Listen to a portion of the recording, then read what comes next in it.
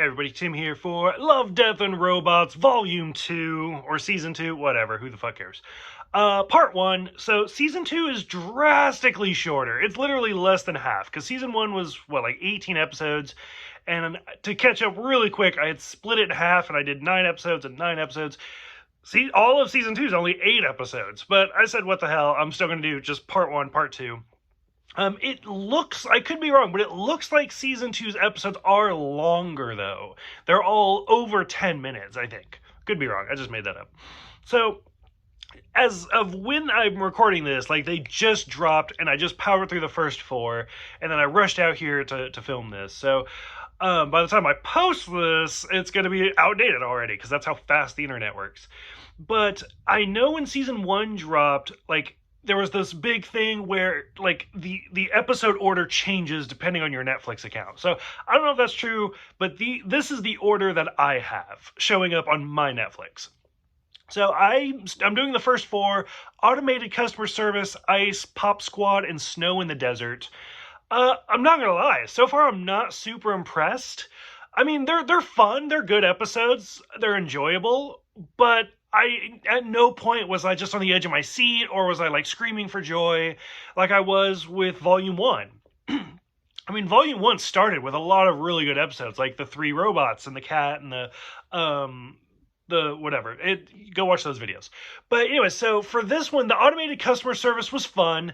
The people were kind of creepy looking, but at first it was very WALL-E-like, with just like the robots taking care of everybody. And then like it just became the Terminator. And so I was like, okay. I mean, it's fun, it's interesting, but that's about it.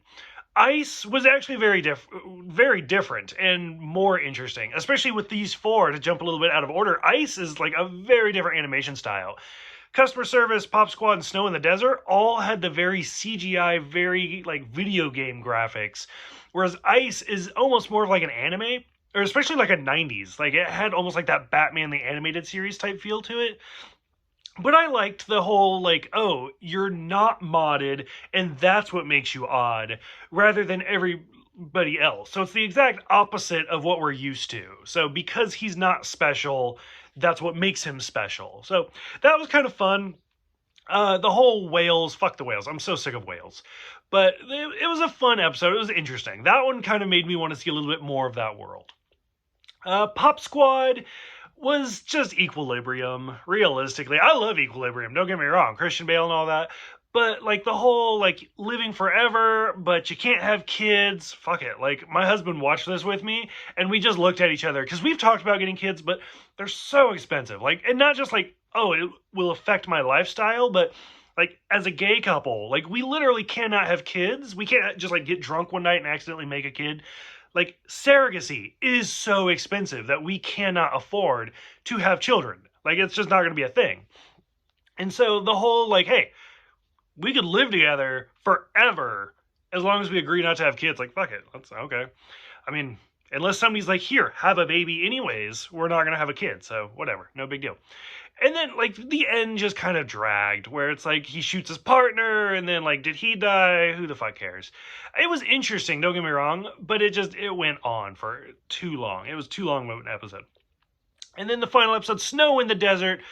What kind of got me with this one is everybody, all the characters, all the people look fantastic. Like, it looks like it's not even CGI. It's just they video recorded those people. Except for like the albino Snow character. He's the only one. And you can tell because they did the same thing with the actor and like put the dots on him and everything. But then they computer generated him differently. So like his hair's different and stuff like that. But it made him look fake.